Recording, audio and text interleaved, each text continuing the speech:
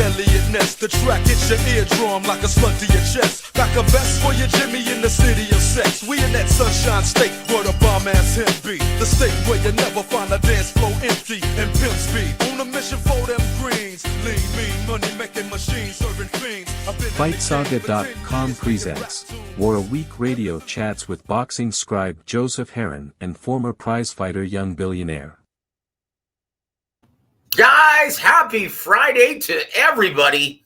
And guys, I hope you have a little patience with me because of allergy season and that damn mountain cedar. Boy, my voice isn't up to snuff today. So let's hope my brother Young Bill can do some of the heavy lifting. Guys, this would be an episode of WAWR Radio Chats without the counsel of our very dear friend, former prizefighter, an all-round insightful guy, the one and only Young Billionaire. Young Bill, happy Friday. I do some of the heavy lifting, Joe. I'm the big fish of the YTBC. Oh, thank you, sir. I appreciate it, brother, because, yeah, I need some help today, man. But I tell you what, guys, and just to give all of our friends, well, I'll talk about maybe that a little bit later, but Young Bill, I'll give you 3 guesses what we're going to discuss today, and the first 2 don't count. Terence, Crawford, Bob, Arum. Look, man, and once again, we did a show the day that it happened with Coach Ronnie Shields, and he provided some insight, but once again, Ronnie has a lot of friends in this industry, and he works with every promotional company. Of course, he predominantly, the great majority of his fighters currently are with PBC, but he will train anyone and has fighters with many different management companies as well as many different promoters, right? So, well, he was being very, very kind and politically correct, and he was being very fair. Basically saying that, look, we just have to wait and see how everything plays out. And, well, to be fair, we have to wait and see what evidence is presented in court. Right. He goes, but who knows? Because who knows? He may have some kind of emails, some kind of video or phone recording that may be submissible in court. Right? That may not be given to the media at this time. Just basically what's in the affidavit. But I don't think so. Once again, Ronnie is just being the consummate professional and being fair, right? This is what Arum had to say about it when the New York Post contacted him after the article had already been published for a day. He says this, quote, "Don't call a man a racist when really this is because of your own failures. His marketability didn't measure up to his ability in the ring. And that has absolutely nothing to do with what race he is. The outstanding fact is that Terence's numbers on pay-per-view have always been dreadful because of his failure to market himself." End quote. Wow. See, this is something that's actually quite surprising, Young Bill. Because a lot of people, including prize fighters, but even journalists, which is surprising. Now, once again, was it Monday? We just talked about Tim Smith earlier this week. Yeah, we did. PBC, and talking about his, lack of insight into understanding who the real bosses of boxing are and who determines market value. You know what? He's a veteran writer, okay? Yeah. Yep. Well, I'm sorry, guys. This is the exact same situation. Right. And a lot of people, it's actually quite shocking because this seems like a no-brainer in my mind. Right? That this should be understood by anyone who has been in this business, in and around this business for a considerable amount of years. This should be a no-brainer. This is why I'm very surprised with this behavior and this activity of Terence Crawford. And I'm actually surprised that as many are coming to the support of Terence Crawford in this. What? Let me ask you this though. What surprises you about people coming to Terence Crawford's defense on YouTube? Because to me, this is indefensible. It's ignorance in the highest order. And I'll tell you what this is a product of, right? Okay. Now, once again, I may be wrong. And there may be some kind of indefensible act or proof that irrefutable proof that Bob Arum is indeed a racist, and maybe they've got a phone conversation. Maybe they've got an email like John Gruden. Maybe they got a video or something, but I don't think so, because you cannot be a major working member of this business for 50 plus years if you're a racist. Bill, this is the absolute worst industry to be in if you're a racist. Okay? Why is that? If you look up and down Top Rank's roster, how many Anglo fighters are there? Maybe a handful. Maybe a handful. Like how many Joe Smith Jr.'s are on his roster? Okay, people forget who Bob Arum is. This is a liberal Jewish Harvard attorney, right? Okay, so 1, he's intelligent. 2, he's a liberal. And 3, if anyone can sympathize with the plight of Black Americans, it's the Jews. Okay, I'm sorry, but they were persecuted long before Africans ever came over to America and were enslaved by the Brits and the Americans. Okay, Jews were persecuted long before that. Okay. So once again, if anyone can sympathize with the Black American plight, it's a Jewish liberal like Bob Arum. Once again, you don't remain in this business as long as he has if you're a racist. In my opinion, Bill, this is what happens, sir. Once again, and this is quite shocking because I listened to several podcasts just to see where everyone's head was while I was conducting business yesterday. And I was in shock. And early this morning, I listened to another podcast with a lot of guys I respect, and I was in shock. They're comparing Terence Crawford's situation to Guillermo Rigondeaux's, Floyd Mayweather's. Yep. They're actually claiming that Bob Arum did a piss poor job, a terrible job of promoting Terence Crawford, even though he was a headliner on both HBO and ESPN. Yeah, that's what they said. Look, guys. Two things, right? If you're going to blame someone, and if you're going to be miffed with somebody for your lack of, if you didn't reach the level that you thought you should, and once again, why did you think you should? Because you're one of the best fighters in boxing? Guys, that's no guarantee that you're going to be one of those popular.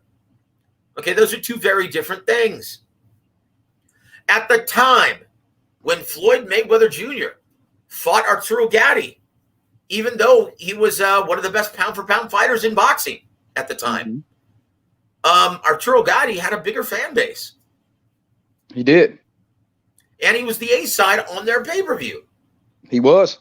Absolutely. Look, once again, being the best pound-for-pound fighter in boxing doesn't always equate, and very seldom does, equate to being the most popular fighter in boxing. Look at De La Hoya.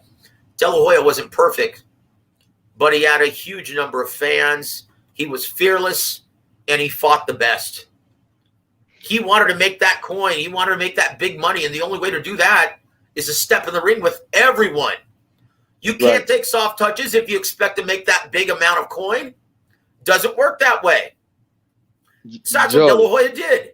De La Hoya didn't beat everybody, but he fought everybody. That's facts. That's why he was as popular as he was. It had nothing to do with him being a Mexicano. It had nothing to do with him being a good-looking dude. It had everything to do with him whooping everyone's ass in the ring, both in the Olympics as well as in the pros, and taking on the very best. Once again, guys, people forget quality of opposition matters. Strength of opposition matters. Matchups sell. Networks in the past have always been interested in purchasing matchups. And you know why? Because the matchups are important. So does Terence Crawford have a gripe with Bob Arum about not getting a Keith Thurman fight or Errol Spence fight?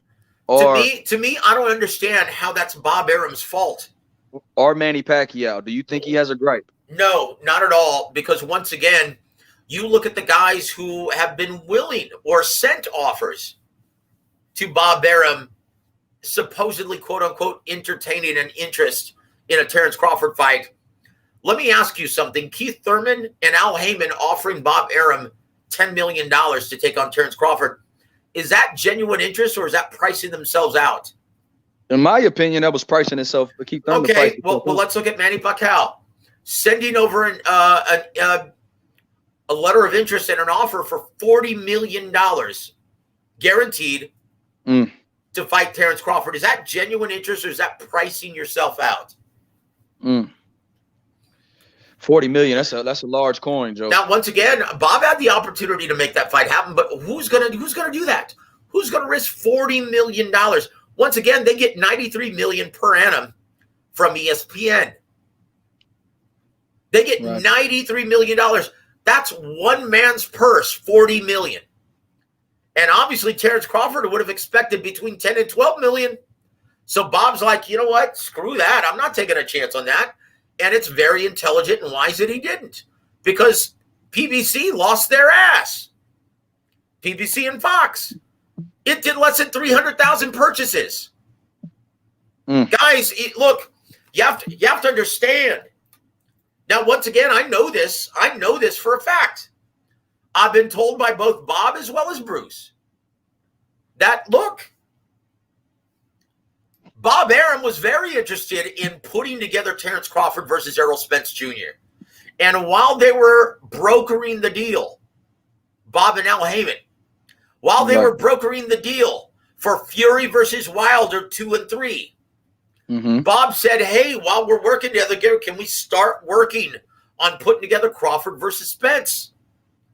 Well, Big Al said, well, let's just take care of this right now and we'll see what happens in the future.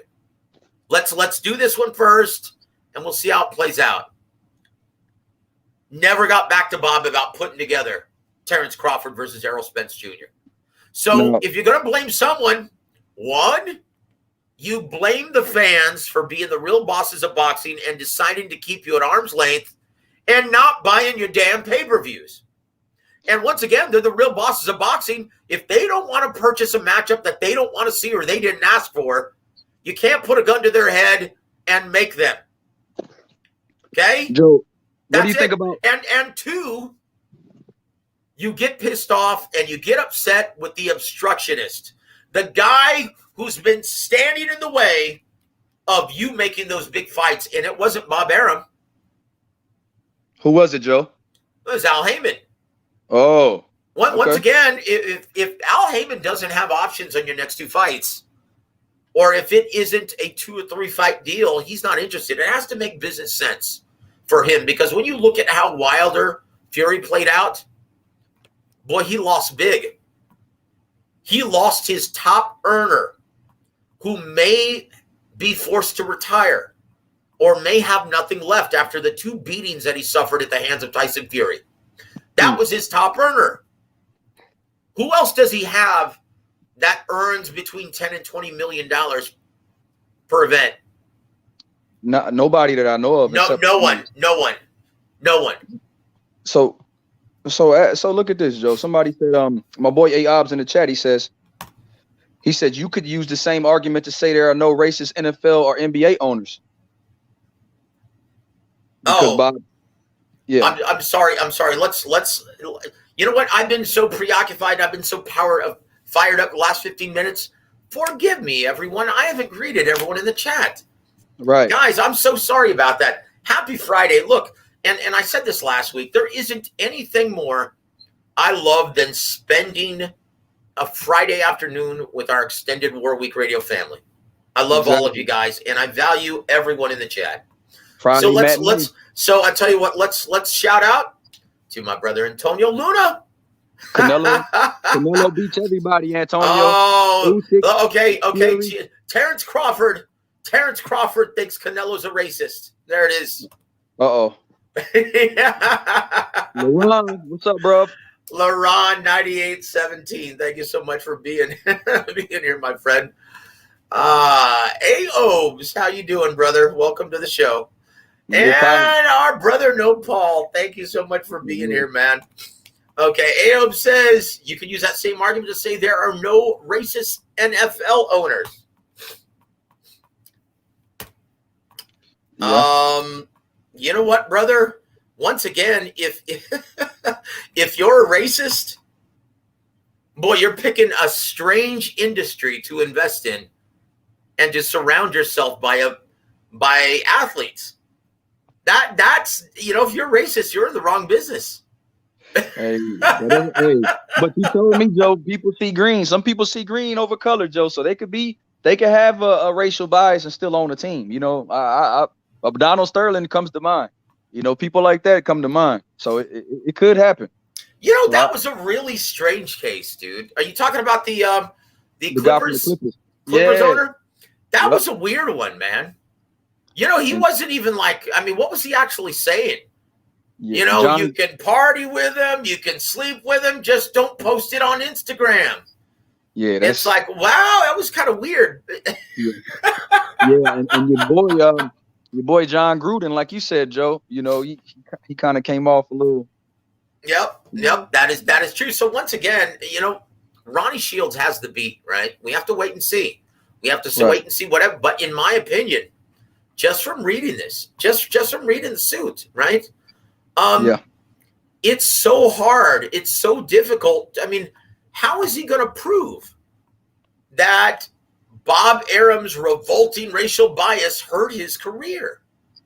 I mean, look, when you think about Bob and the nature of the business, right? Bob made this guy a headliner on HBO as well as ESPN and made him the second highest earning fighter on his entire roster. If that's a product of racism, brother, hey man, point that towards me. I want some of that racism. So once again, it seems that A.O.B.S is taking exception to what I'm saying. His roster means nothing. Okay, are you just being obtuse at the point I made, or do you have a point yourself? Because, hey, brother, if you'd like to debate this, I have no problem. I'll drop down the link if you want to share the air.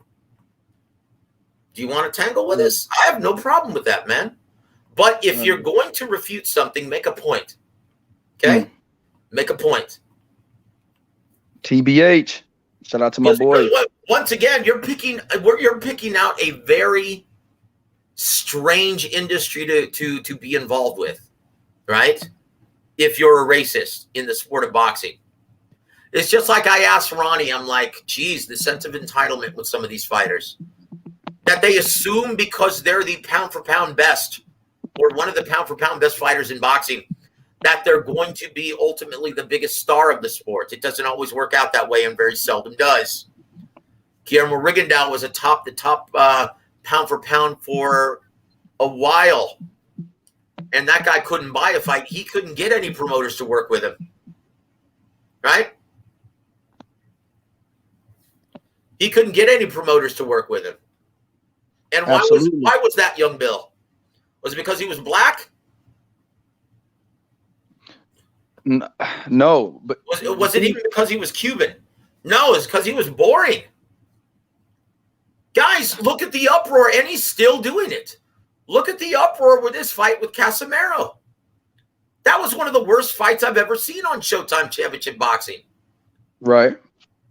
I mean, that Casimero fight was terrible, Joe. I would never watch it again. No, never. I mean, dude, when you're talking about Showtime, go back and look up, guys, if you can still find it, if anyone is dumb enough to post this. But go back and look up Chris Bird versus DeWarrell Williamson on Showtime. Yeah. Now, once again, I've often characterized terrible fights to watching grass grow or watching paint dry. Oh man, that shit was like Well, who was that fight on Ortiz undercard? Frank Sanchez versus and Frank Sanchez is great and is skilled as all get out. He's an awesome fighter. Yeah. But against Hammer, that was a terrible fight. Yeah, Christian Hammer, that was a miserable fight. And once again, I don't fault Frank Sanchez for that, because once again, he was trying to press the action. And when you're faced with a guy who's merely interested in surviving, well, there's very little you can do at the world-class level. I mean, look at Jean Pascal versus, I forgot his name now. The former IBF super middleweight champion from Quebec, who got knocked out by Carl Froch. What was his name? You talking about Lucien Boutte? Yes, Lucien Boutte. Thank you. Yeah. Go back and look at that fight. Lucien Boutte is a former champion, world-class fighter. Right. But he was a shell of himself at the tail end of his career, and he was just interested in surviving. That's Terrible fight. Terrible fight. And he look, but if you're faced with a guy who's savvy enough to fight at the world-class level, if he's just trying to survive, yeah, you could be Mike Tyson, and it wouldn't matter. There's nothing you can do about it. He would survive. Even look at Mike Tyson versus Bum Crusher Smith, guys. Yeah. Okay, so once again, it's like, look, there's like very little that you can do, right? If an opponent is stinking out the joint, right, or trying to survive. And unfortunately, Guillermo Rigondeaux, boy, I've never seen anything like it. He is such a brilliant, all-time great sharpshooter, but he will not take the lead if his life depended on it.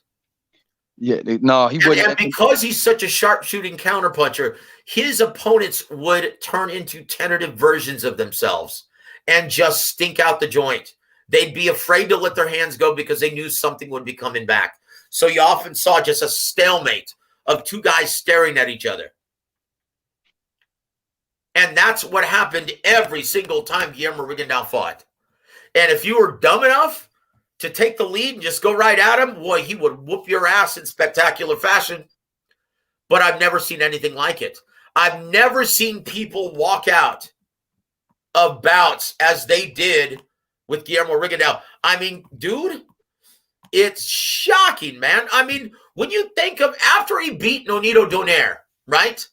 That Rigo versus Agbeco was woo. Rigo versus Agbeco was the subsequent bout, and the co-main event was all action James Kirkland versus Glenn Tapia.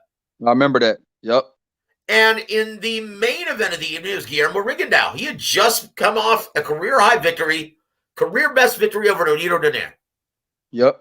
And so he was in the main event. HBO was looking for, and it embarrassed Bob Arum because you saw people walking out. You saw people walking out because it was held in Boardwalk Hall, Atlantic City. Guys, when you fight in Boardwalk Hall in New Jersey, Atlantic City, people expect to see action. That was the unofficial home of Arturo Gatti. Yep. Okay, yeah. You had to put on a show. That's what fans expect. Yeah. And so Guillermo Rigondeaux stinks out the joint. Fans start walking out. Bob Arum's freaking out and like, holy shit. HBO gives him a ton of shit. Ken Hirschman at the time was like, Bob, what the hell is this? This isn't good enough, buddy.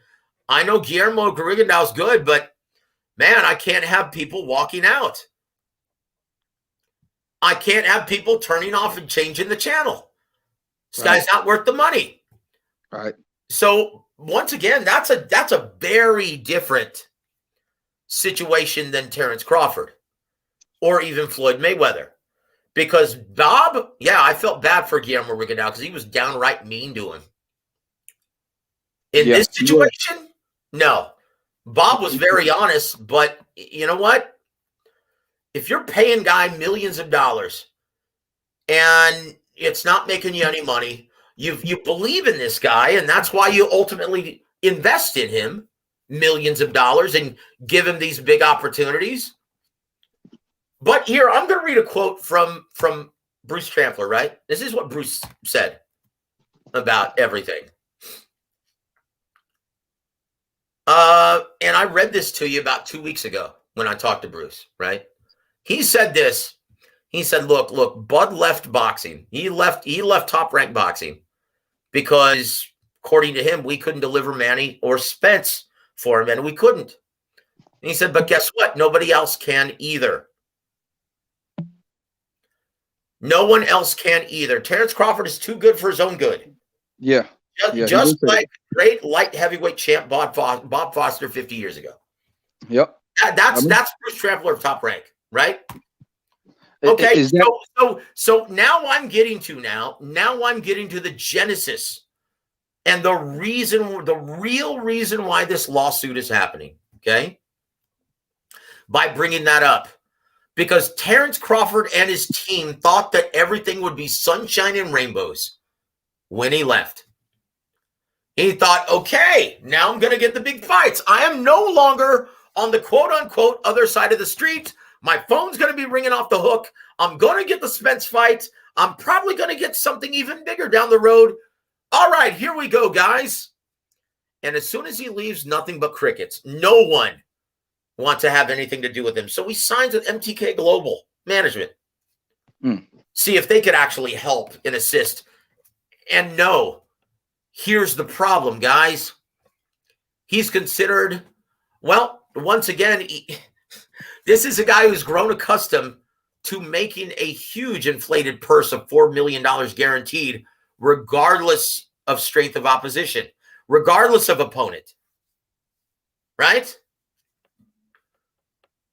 Right. This is a real problem. As a free agent, and I've been telling you guys this for the past several weeks, that he was going to have a problem getting the big fights. If he didn't decide to play ball and be humble, take less money, and sign a deal or a working arrangement for three or four fights with a promoter, unless he was willing to play ball and sign a deal with PBC, taking less money and giving Al Haymon options on your next 4 fights. Unless he's willing to do that, good luck. He's not going to get any of the big fights, and he may be shut out the entire year. Do you remember I said that last month? I've been telling you guys that. Yeah. Well, that's the genesis of the lawsuit, guys. Joe, what about Top Rank? What about hold on. I'm getting to that. But guys, trust me when I tell you this. That's the genesis of the lawsuit. It's Terence Crawford trying to make sense of something that doesn't make any sense. Okay? That's it, guys. And once again, Don Chargan used to have a name for guys who would whisper in your ear who didn't know shit about the business, right? He used to call them all urban advisors. Guys who were in your circle and would talk shit to you and put garbage in your head and turn you into a disgruntled fighter. Guys, you know how easy it is to make a disgruntled fighter? I talked about this with Ronnie on Tuesday's show. It's very simple. I could say, Young Bill, this is how it works all the time. I'd say, Young Bill, hey man, how much you making your last fight? 100,000. You got to be kidding me. Are you serious? That's it? Oh my gosh, man. Dude, you're getting screwed. And there it is. And it's that easy. And fighters will always take the bait because it's become kind of a reflex among fighters to think that they're always getting screwed. That's how Teofimo Lopez thought. That's how Floyd Mayweather thought. That's how every fighter is conditioned to believe that he's being screwed by the man. And it's not anything of race.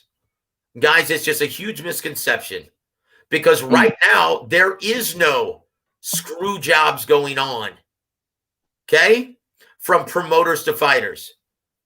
Because right now, I mean, ever since the passing of the Muhammad Ali Boxing Reform Act, fighters as a whole make 80% of the entire gross proceeds, right? They make 80% of the gross proceeds. You point to any other sport, major pastime, in which the athletes make 80% of everything. Okay, so there is no screwing going on. But for some reason, fighters still believe it. And it's very easy to create a disgruntled fighter. Look at the facts, guys. Bob Arum has paid Terence Crawford, made him one of the highest earners, top earners of the sport. Do his numbers support that? I know his ability sure does. But once again, in boxing, it's not run like other sports. And for years, promoters have tried to figure out how they can run it just like the other sports and base your earnings off of ability and your stats and your stature among the sport and everything that you do inside the ring. That's what PBC's trying to do right now. How's that working out for him? Bill? Not very. But see, this is the thing. Do you agree with Bob Arum publicly criticizing Terence Crawford and his ability to draw? Hell no. Look, let's go to that. Thank you for bringing that, Young Bill, because that's a huge part of this, right? In my opinion, and just from speaking with Bob and Bruce, this is the genesis of what started the outspokenness. Because before this, everything was kept indoors. It was kept in-house. Nothing, there was no ill feelings aired to the media, right? Mm-hmm. But guys, back before the Kell Brook fight in 2020, before that, it was a contract stipulation or a breach of contract. Very delicate breach of contract matter was leaked to the media, leaked to The Athletic and Dan, I think it's a gentleman who used to write for the LA Times, Dan Pugmire? Mm-hmm. Or Lance Pugmire. I'm sorry, Lance Pugmire. Yeah. My apologies. I think that was him, Lance Pugmire, who broke this story. And he was talking about a contract stipulation that was leaked by his attorney. Bob Arum was pissed that this went public. Okay, so let me read a quote from Bob back when this happened, right? He said this, quote, following that article, he said, quote, "I don't give a shit. I don't care because what the team of Crawford did was reprehensible. The lawyer sent us a letter. That's fine. That is what lawyers do, but they don't communicate to the press. All of this should have been taken care of behind closed doors as men do. I'm not going to accept this shit. I'm just not going to do it because the truth is I've lost money with this guy." Mm. That's what he said, right? So he said, you know what? Screw that. This is just going to be another blow to my assets. I'm serious. I delivered the entire project of Crawford to Todd. And he's referring to Todd DeBuff's stepson, right? His stepson. He says, I wash my hands of him. I'm just too irritated by Crawford and his team. This latest scandal with the fight of Kell Brook when he didn't sign the contracts. So we couldn't promote the damn fight during the Lomachenko-Lopez fight. Long ago, I stopped working with Crawford. So you know what? This doesn't surprise me. End quote. So once again, Arum is saying, now this is all the way back to trying to put together Crawford versus Brook. He says, look, we're trying to promote this fight. We're telling them to sign the damn contract because we need to start promoting the fight. But they didn't have the contract signed and they started a renegotiation. I want a signed contract. They had it for 2 weeks. If it were up to me, I couldn't give another fight to Crawford. I'm too old to deal with this shit. I already deleted it from my schedule. This is Todd DeBus from this point forward. End quote. Right? Right. So I'm sorry, but what does that have to do with race? Man. So Joe, about the $4 million in the $4 million in the lawsuit, does Crawford have a claim? Of course he does, but it's not worth $10 million. And once again, you just handle everything in-house. You handle everything like men. If you have to go to court, sure. But you don't, that's none of the media's business. That's none of the media's business. I mean, honestly, sure. If they want to tell me, I'd write a story about it also. It's not the media's fault. It's whoever actually told the media. And honestly, who is going to actually have knowledge of what's in the contract of Terence Crawford outside of his team? Who else is going to leak that kind of information to the media? So Bob had a valid grievance. But once again, he's not going to put him on ice. He's just going to hand it off to Todd DeBuff so he doesn't have to deal with it any longer.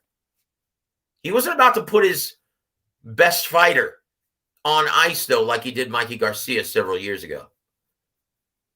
And once again, Terence Crawford in the lawsuit, and once again, I've got it, right? I've got the affidavit. It's public record now. He actually cites Mikey Garcia as an example of how he mistreats fighters, right? I saw that. Last time I checked, Mikey Garcia wasn't black. What does this have to do with being a racist? I don't understand. I don't understand.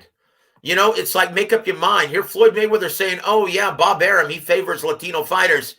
Really? Last time I checked, Mikey Garcia was Latino. Look, brother, it's... And also, Andy Ruiz was sat down for a minute. Remember before he left with look, Andy Ruiz was in the same predicament that Terence Crawford was in without the big paydays and without being a headliner on ESPN and HBO. Okay, but he was in the same predicament. He couldn't get anyone who wanted to fight him because he was way too much risk for the reward, as Anthony Joshua came to find out. Right. But look, guys, this all has to do with, and once again, every promoter, they only see one color in this business. It's green. That's it. You only see one color in this business. It's green. Either you can produce or you can't. Either they can use you or they can't. Either you can make them money or you can't.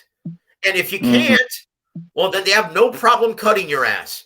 Once again, Bob Arum, and once again, he started bad-mouthing Terence Crawford. He's like, look, I don't give a shit. This guy can't promote him. This guy doesn't promote himself, and he can't sell tickets. He can't sell pay-per-views.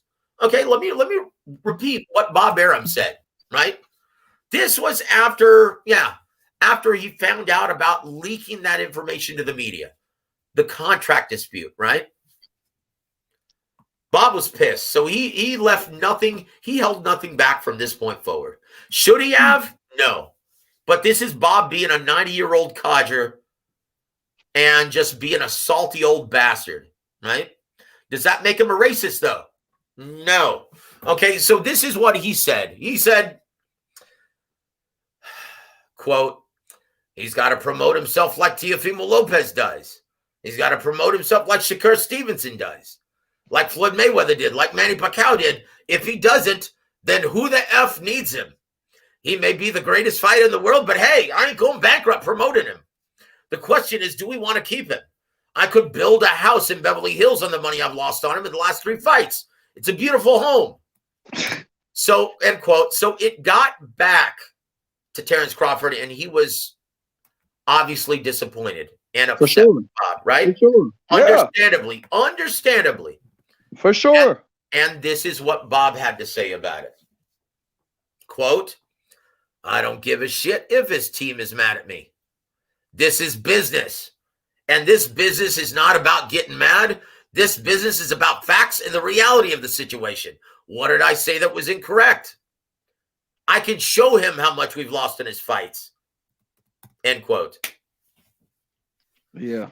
Now, he ended everything by saying this, quote, I don't have to make a lot of money with him.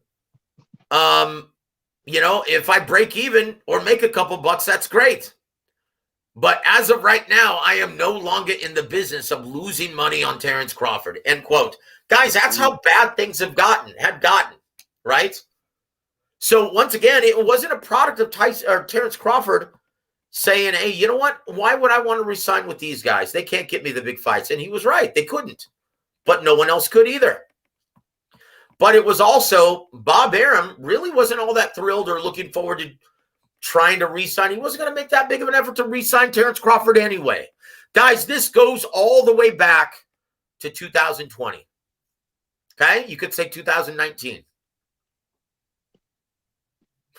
So, guys, this has nothing to do with racism. It's Terence Crawford trying to make sense and figure out what went wrong. Because if you're one of the best, think about if you're Terence Crawford, you're thinking, okay, I'm with one of the most powerful promoters in the world, promoter that can get all the TV dates, promoter that's respected and promoted the careers of Muhammad Ali, George Foreman, Sugar Ray Leonard, Marvin Hagler. They've done business with everybody. Mm-hmm. Right? So you're with Top Rank. You're a headliner on HBO for years. You're a headliner then on ESPN for years. Right. The largest mainstream sports network in the world. Mm-hmm. And you still can't sell tickets? Crawford is just trying to make sense of this, and it really doesn't. And guys, I learned this a long time ago when I was doing publicist work for a lot of fighters. Guys, there is no rhyme or reason why the real bosses of boxing, the fans, gravitate towards a certain fighter and not another. Okay. There is no rhyme or reason, right? I mean, look, it has nothing to do with your lack of or your ability to fight. It has nothing to do with that, guys. So if TC wants to get upset with someone, if he wants to get upset with somebody for him not reaching where he thinks he should be, you get mad at the real bosses of boxing, the fans, for choosing to keep you at arm's length, and you get mad at the promoter who's been obstructing the matchups that you've been looking for, and that's Al Haymon. But if anyone is faulting Bob Arum in this situation, they're dead wrong. I mean, come on, you make him the second highest paid fighter in your roster, one of the highest paid fighters in boxing, and then you make him a headliner on HBO and ESPN for over half a decade. What else can he do? If he can't make the big matchups, the matchups that are going to propel him to the next level, okay, then yeah, you should just leave. Go fight with someone else then. But don't make these racist claims that are going to make you look stupid, because that's what it's doing. It's making him look like an idiot. Honestly, this is the same thing. And guys, forgive me for comparing this, but it's the same thing. And if you guys can't see the parallels to this, then you're just not looking, because you guys are smart. Guys, it's no different. His urban advisors have convinced him that Bob Arum is a damn racist.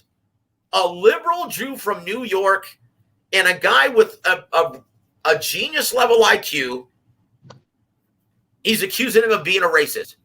In an industry full of Black, Hispanic, European, Asian fighters. It makes no sense, guys. It makes no sense, right? Anyway, he just feels that Terence Crawford feels Bob Arum is biased and to the things that he said, because some people feel like Bob Arum has lost money on Tyson Fury as well. Some people feel like he's lost money on Lomachenko. Yep. But he would never say it the way that he said it about Bud Crawford. So Bud Crawford probably hurt. No. He hasn't lost money with Lomachenko yet. Okay. Right? That verdict's still out. But yeah, he's lost money on Tyson Fury. And I guarantee you, when the purse bid comes up, I guarantee you Bob Arum is hoping that Eddie Hearn wins the purse bid. Like, can you imagine how Bob Arum would crack open a bottle of champagne and eat some more weed gummy bears if Eddie Hearn won the purse bid, right? Right. Think about this, man. Eddie Hearn is going to have to pay to give Dillian White what he's looking for. He's going to have to pay out an entire gross purse of over $30 million. Think about that. Absolutely. And do you know how much his fighter would make? How much? Probably about $24 million. Yeah. So Bob Arum gets 20% of that. without having to do a damn thing. Yeah. Yeah. Just like he got with Teofimo when he went to the zone. He got 20% of that. Yeah. So yeah, after losing money, losing millions on Tyson Fury, yeah, he's all for that. Now, so he complained about Terence Crawford and didn't complain about Tyson Fury. That's what people are saying. Yeah, that's a lot that's going around. That people feel that way. That he criticized Bud, but wouldn't criticize Tyson Fury's numbers or loss of money on his on the revenue. Of course he did, but it's not for a lack of promotion. That's why he's never going to complain. He's not going to complain about. These are two totally different situations. You're not going to complain about the lack of promotion for Fury versus Wilder 2 and 3. Okay, and you're definitely not going to complain about Tyson Fury's ability to talk to the media. That's obviously not the problem. Right. So what can Arum say? It is what it is. And that's exactly what he said. He like, look. And Bruce even told me this. He's like, look, these fighters, they need to start being more realistic with their pre-fight demands and their pre-fight guarantees because they're just not realistic. It's impossible for us to make money in this era of piracy. It's impossible for us to make money with the $20 or $25 million pre-fight guarantee. That's just unreasonable and unrealistic. That's exactly what he said. But once again, no one's complaining about that because it's the truth. Yeah. I mean, Tyson Fury is an entertaining guy, you know, and he will do media obligations. Tyson Fury is always willing to do and speak. And the guy always, you know, does some shit. I mean, does some stuff in the buildup that, you know, leaves you interested in the fight. So the thing is, a lot of people just feel like Bud Crawford and you know, they feel like Bob Arum, that was distasteful. They feel like Bob Arum, to say what he said about Bud Crawford was out of bad taste. You know, I did this, I lost this. You know, you publicly criticize your fighter, you know, damage him even more so than what his ticket sales are saying. You know, it's a tough situation. I understand, but I understand Bud for being hurt. I just don't I wouldn't call him flat out racist. So, but Bud is probably hurt because he's kind of a loyal guy. I think he re-upped with Top Rank because he knows that Bob, you know, gave him a lifeline when he wasn't, you know, nobody was offering him major money coming out the amateurs. I think no one was offering him anything anywhere else. Right. Of course he's going to re-sign with Top Rank because no one else is interested in giving him the same opportunity. Once again, if that's being a racist, and you know what, once again, man, I just don't see this even coming to courts. I don't see this going through trial. I don't. I mean, what unless he has, like I stated, some kind of email like John Gruden did, like they had in the John Gruden situation. If they have some kind of incriminating email or phone call or audio tape or anything that can be that is that damaging, right? Right. Yeah, I don't see this even going to trial. And like you said, Joe, we don't know that. And the thing is, so do you think Bob will settle with Bud? No. I don't. You know what? I'll say this, and this is a huge misconception also. Bill, what was one of the things that you told me that a lot of people were talking about? That, look, he's not signed with anyone, and PBC already stated through Tim Smith that they can't afford Terence at this time. So why would he burn this bridge?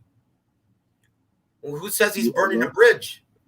Yeah. A lot of people did say he burns the bridge. Look, that's a huge misconception within the sport of boxing. Lawsuits happen all the time, and I know it seems unlikely right now that they work together. Mm-hmm. But look, if a fight makes sense, it makes sense, right? And if Bob Arum really wants to make Terence Crawford versus Josh Taylor, if he thinks that is still a big moneymaker in the UK, and Sky Sports wants that fight. Mm-hmm. Let's keep in mind, he just signed that deal with Sky Sports. Really hasn't been able to deliver with any big fights yet. If he thinks that fight makes him a lot of money and a big hit in the UK, Yeah, he'll still work with Terence Crawford, guys. Once again, this is business. You know, feelings don't matter in business. It really doesn't. Only money does. It's only the bottom line. That's it. Well, and that's the thing. So a lot of we got with Joe. We lit the comment section is lit up right now. All right. Well, hey. Oh shoot. Young Bill just fell off. Let's wait till he comes up, guys. And I'm sorry, I've been completely. Oh, here's Young Bill again. Okay, point out which one you want me to address, because I tell you what. Let's go down the line. I'm sorry, guys. I've been so wrapped up in this discussion that I've completely abandoned the comments section. I'm so sorry. I want to go to my man Dory Jones. He said Triple G Hold on, versus let's go back to this. So Fuckerty says, is it an affidavit or a complaint? It's actually an affidavit of complaint, sir. Yep. So Funkerty's good to see you on here, man. Yep. I want to address Dory Jones Jr. My man says Triple G versus Canelo was horrible, but it didn't stop promoters pushing for a possible trilogy. I'm sorry. What time was that comment? Way earlier. Okay, go ahead and tell me the time. Tell me the time, sir. I can't see the time. Oh shoot! Wow. Okay, because that's how. Wow, man, I missed out on a lot of comments. I'm so sorry, guys. Yeah, it was way earlier. It was before. He said, and my boy A.W. said, didn't Bob have to apologize to that female presenter a few months ago? He's out of touch. Oh, Katie Abdo. Yeah. Yes, he apologized. Yeah, he sure did. Oh, dude. Katie Abdo. You know what? Guys, once again, that's just a product of him being 90 years old, man. He doesn't have the energy. So, yeah, he doesn't have any filter. He doesn't have the energy to have a filter. Definitely doesn't have the energy to be politically correct. He just doesn't. Okay, Kush. My boy Kush says he has a few questions, Joe. Yes, sir. Yeah, where's it? At the very bottom or where? Yeah, it's at the very end. It's one of the most recent comments. My man Kush says I got a few questions. Oh, Kush. Yeah, sure, Kush. Let him fly, brother. And my boy Piro says it was at the 10-minute 42 mark on where Method was talking about Triple G and okay. being Well, born. let me go back to 10:42. Guys, I'm so sorry. This never happens. It's just, it's well, I'll let you guys know a little bit later. Well, I'll tell you what, let's take a little break in this discussion, and I'll tell you exactly what's happening. My sister, well, let me give a shout out to my sister, my only sister, very dear to my heart, one of my best friends in life. She's got COVID right now, and I'm dealing with that. And it's pretty serious. So, yeah, that's been taking up a lot of my time this week. So, guys, if you'd like to donate to my sister, please go ahead and do that if you'd like to on Cash App, $WAWR a week. And all those proceeds will go to my sister and her family. And that's pretty much been occupying my entire week, guys. So I sincerely apologize for neglecting the comment section. So it's 10:52. Yep. Hey Joe, I got a question. I got a question while you're looking for this. And this is not the same topic. How likely, talking to Ronnie, is this Charlo Canelo fight going to happen? How likely do you the he said we have to wait and see. According to Al Haymon, there has been no serious negotiation that started. Reynoso was telling the truth. Yeah. I mean, they've discussed it. Obviously they've been discussing it, quote unquote, for a long time though. But guys, and once again, the reason why I've made this prognostication is because there's really nothing standing in the way of this.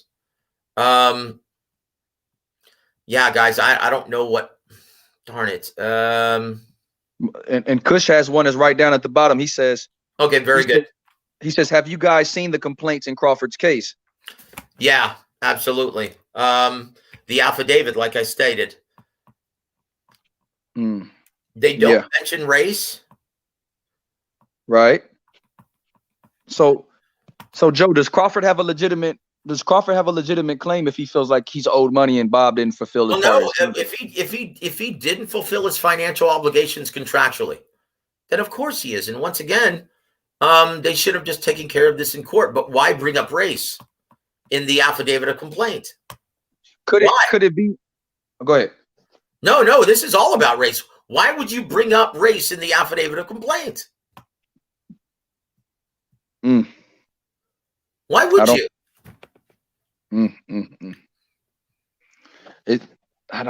Shit, Joe. Well, once again, I mean, anyone who's been in this business who understands the business understands that it's about business. If you can't produce, then a promoter doesn't have any use for you. That's it. This is very unemotional. Oh, hey, thank you, Toby. I really appreciate it, man. It's been a very difficult thing to deal with this week. So thank you, brother, for saying that. I appreciate it, man. And yes, it is very serious. A very dear friend of the family, and a very dear friend of my sister's just passed away because of COVID. Yeah, Joe. It ain't no joke. Yeah. So, and this just happened on Monday. Yep. So, yeah, let's see. Punch says only racists bring up race. Geez. Yeah, this is tough. Sure, man. I'll send you the link. You know what? I'll post it after the show, Kush, in the description part of the show, okay? So everyone can see it right after we get off the air, okay? Yeah. Thank you, Antonio. Thank you, brother, for praying for my sister. I appreciate it, man. Thank you, Pluto. And I'm sorry, guys, if I'm getting emotional, but yeah, she's one of my best friends, and she's my only sister. So we'll work. Thank you, TBH. I appreciate it, brother. Yeah, we're gonna get better, man. Go ahead. We okay. Got you, Anthony Montato. Yeah, I'm slacking, man. Jeez. It says, let's see, Joe. Do you think it's Bud add the promotion and back of when? I don't understand this. He's saying if Bud had the promotion and backing of the owner of the Rams, like Spence has with Jerry Jones and the Cowboys, would he have been a bigger star? Brother, that's a very good question. And you know what? It's hard to argue with that. But think about this, though. Think about this. He has no problem selling tickets in his home area, just like Spence has no problem selling tickets in his home area. And then working with Jerry Jones and working with the marketing team of the Dallas Cowboys, that was obviously a huge plus. But you know what, man? I mean,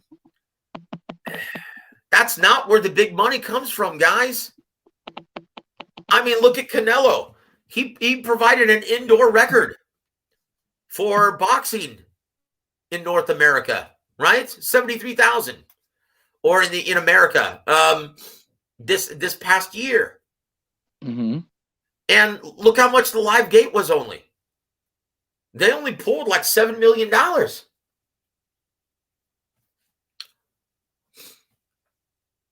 Wow. Guys, that's not where the big money comes from. The big money comes from pay-per-view and Vegas. Guys, he could sell tickets. Look, if he had the right matchup, he could probably sell out Lincoln, Nebraska, where the Cornhuskers play. He could probably play that, have a boxing match in that stadium. That's not the point. He's always produced good numbers and good ticket sales in Nebraska. Just like Spence does great numbers in his DFW, right? Right. It's the pay-per-view numbers. And I'm sorry, but nothing is going to be able to compete. You could sell out that stadium. Nothing's going to be able to compete with the live gate or the site fee that the casinos are willing to pay you guys. That's the issue, Anthony, right? For some strange reason, fans have decided to keep Terence Crawford at arm's length, and I have no idea why.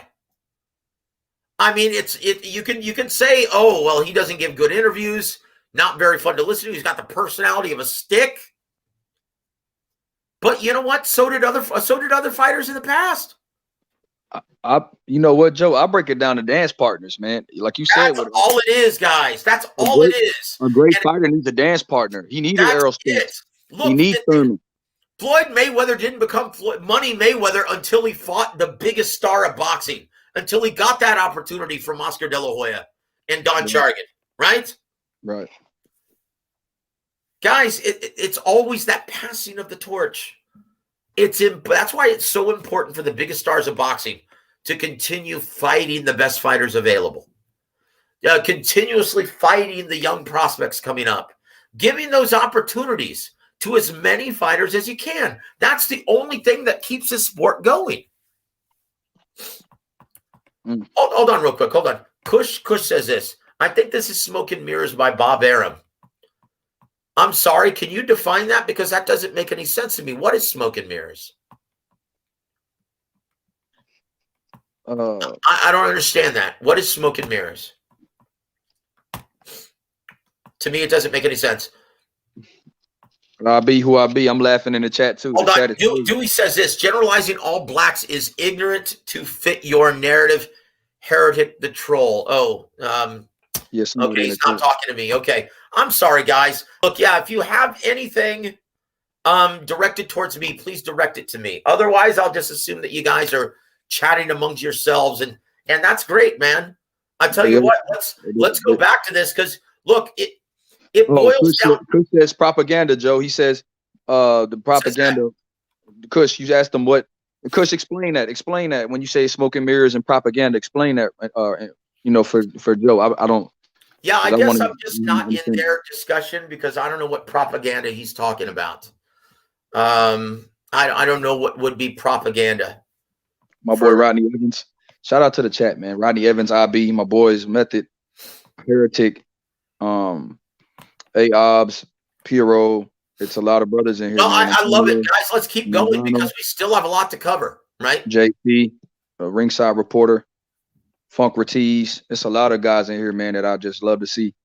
They bring a great discussion because everybody doesn't feel the same way. Certain people are interpreting, this in a different way because people that have read the claims, a lot of people feel as if Bob is shorted. I mean, and Terence feels shorted on money as well as I seen some of the things he's citing in the lawsuit. It's unless to prove racial bias, you have to, like you said, Joe, he has to look, it boils down to this, guys, right? The offices of Collins and Hearn, we work with a lot of attorneys, and it's once again, do you know how difficult it is to prove intent to defraud? Mm-hmm. It's virtually impossible, guys. Yeah. I mean, you're going to have to prove intent. How do you do that in a court of law? Unless you have irrefutable proof, either by way of corroborating email, phone call, or audio tape, or video, and anything that damaging. You need something that irrefutable to prove intent to defraud. Right? So once again, and that's basically what you're doing when you're accusing someone of racism. What their intent was. Yeah, what about me has the beat here. He says, Joe, bias is difficult to prove in court, racism even harder. And then to prove you lost financial loss too because of it? Yeah, look, guys, one isn't connected to the other. I'm sorry, but in this business, once again, let's go back to our discussion, right? Because we're not finished. Let's go back to our discussion, guys. Because Terence Crawford is trying to make sense of something that he really, really doesn't make sense to him. He's like, you know what? I'm the best fighter. I'm the best pound-for-pound fighter in boxing. Yeah, you could make an argument for Canelo, but in my mind, and according to ESPN, I've been the best pound-for-pound fighter over the last several years. I'm one of the highest paid fighters in boxing. So what's going on? Why can't I get the big fights? Why don't fans love me? Why aren't my pay-per-view numbers as good as Errol Spence's? Why aren't they even as good as Gervonta Davis's? Well, you could argue actually his last pay-per-view did better than Gervonta Davis's last pay-per-view. But look, guys, the point is Bob Arum had faith in this guy. He had faith in Terence Crawford. Explain that, Joe.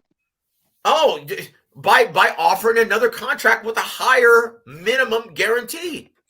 He says, look, I'm going to pay you the same. I'm going to give you the same contract I gave to Tim Bradley. No, he wasn't a big ticket seller, but he was a primetime player, and he was an elite level talent, and he could get the big fights. He could be in the fights, involved in the fights that would make it profitable and worth it to give him that $4 million guarantee per fight. So he had that same logic going into Terence Crawford, right? You're right. And so, yeah, he took a chance on Terence Crawford. Unfortunately, he could not get the big fights because, well, another manager was an obstructionist. And once again, upon speaking with Bob Arum and Bruce Trampler, they tried to get the fights. Al Haymon wasn't interested. How is that Bob Arum's fault? Can you really blame Bob Arum for not investing $40 million guaranteed to Manny Pacquiao at age 42 and not wanting to go through that fight? Once again, he did everything he could. That fight materializing, that matchup between Manny Pacquiao and Terence Crawford was contingent. Making that fight was contingent on getting that huge site fee from the Middle East. Mm-hmm. And W.A.W says, why did he offer Tim Bradley that money? Because he had to keep a hold of him. No, because you don't understand. Because he could actually make back that money, be in dance partners with Manny Pacquiao, as well as Juan Manuel Marquez. He could make big fights with Tim Bradley because he had all those other fighters in his stable. Okay? He didn't have that luxury with Terence Crawford. W.A.W. Look, why did he want to actually keep him, right? Why did he want to keep him in his roster? So he could make big fights with Manny Pacquiao and Juan Manuel Marquez. Hey, that's not very difficult to understand, brother. Joe. What else? What else do we have? Piro said, well, it seems that a breach of contract took place. Why do you think it possibly occurred, Joe? To be honest with you, because they had trouble finding opposition. And yeah, it was a stipulation in the contract and a breach of contract occurred. Now, why did it slip through the cracks? Good question. And it happens sometimes because look at all the fighters they have on their roster. Look how many contracts they have to deal with. And yes, occasionally it slips through the cracks. Is it obvious negligence? No, it just happens sometimes. Because look, you're only going to get as many fights as a promoter has TV dates. And sometimes, especially when you're heading into a pandemic, yeah, you're not going to, TV dates are scarce. And if you can't get the right opponent, well, it's very difficult. And so sometimes these things are overlooked. It's not an exact science. And so how do you deal with that? This is why I told you lawsuits happen all the time in boxing. It doesn't mean that you just alienate and don't work with that promoter any longer. Because they happen all the time. It's just a way to settle business. And Joe, look, Rodney, all you have to do is just file suit, file a grievance, and it gets taken care of. That's it. It happens all the time in boxing, guys. Joe, Rodney Evans says, so whose fault is it that Crawford Spence hasn't happened? Well, I'll tell you exactly. I'll tell you exactly whose fault it is, man. You already know exactly. It's Al Haymon's.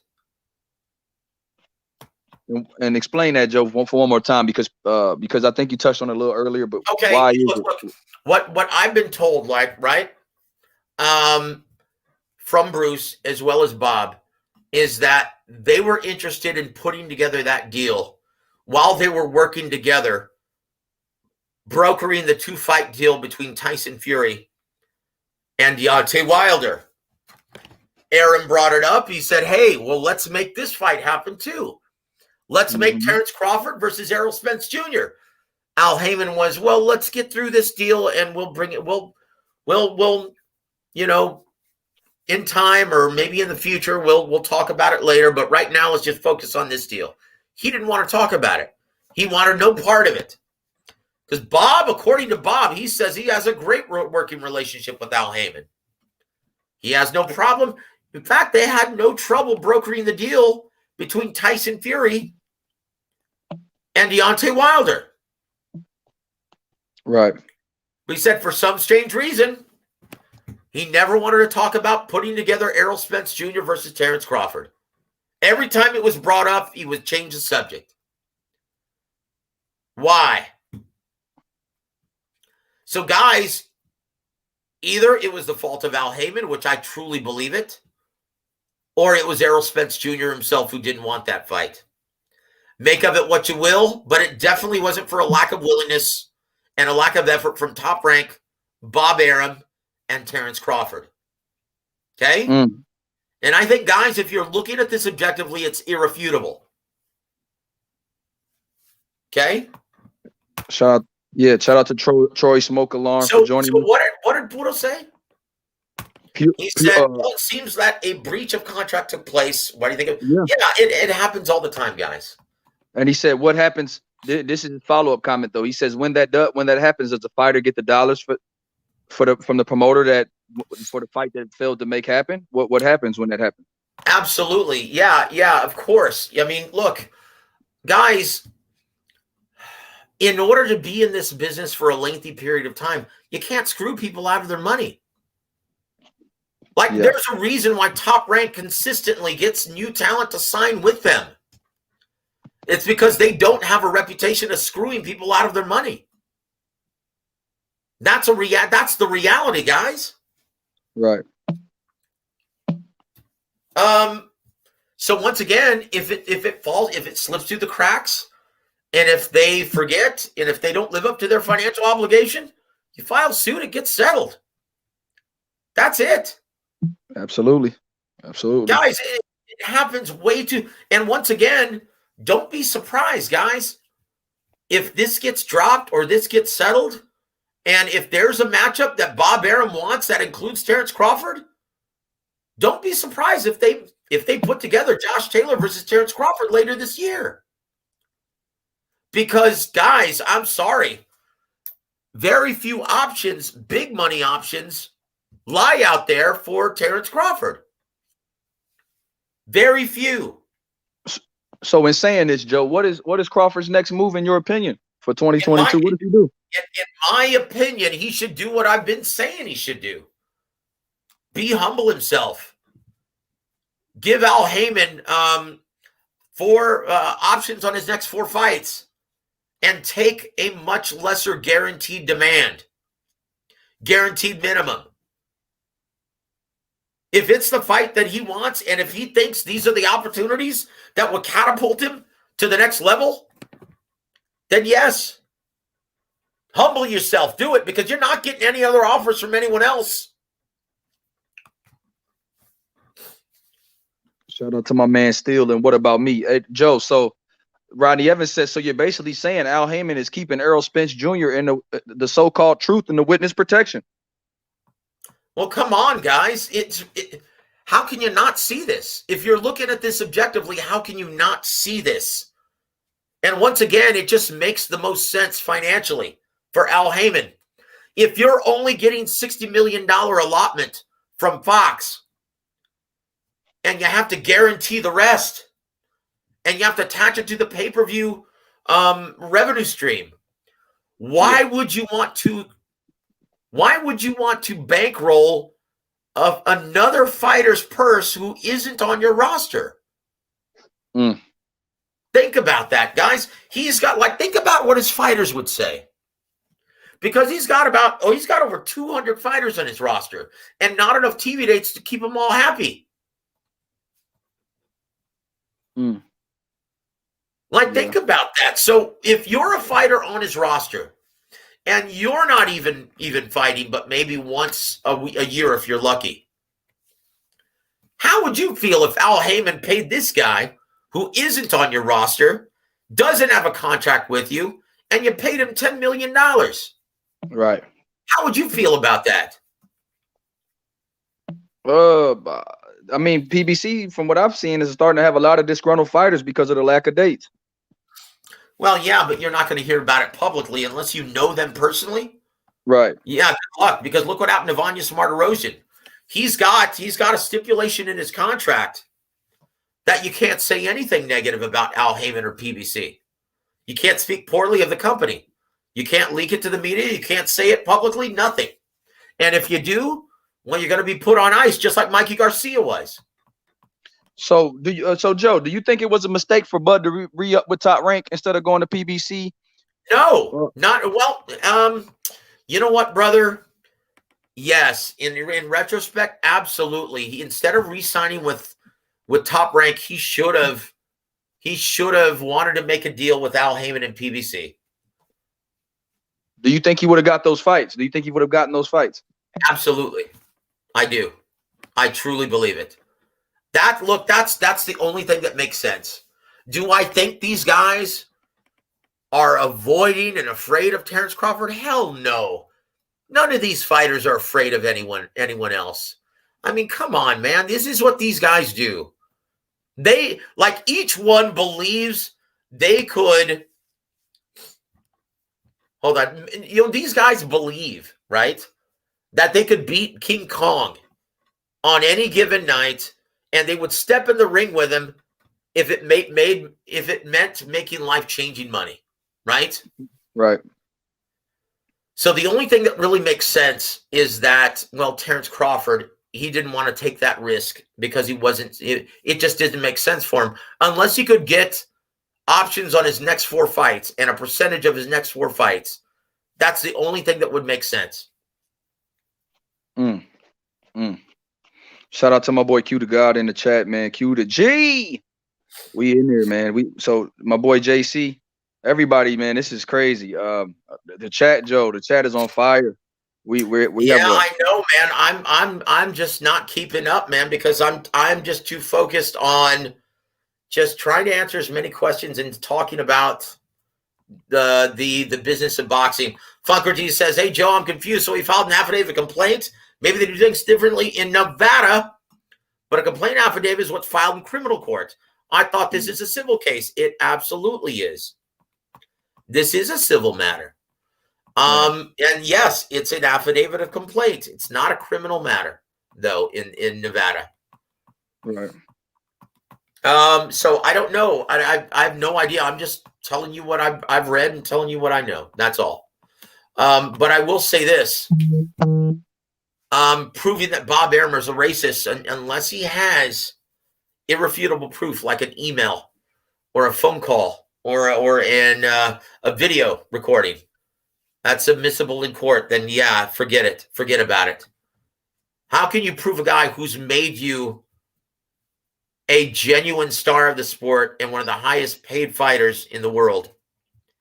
How can you prove that guy hindered your progress as a prize fighter?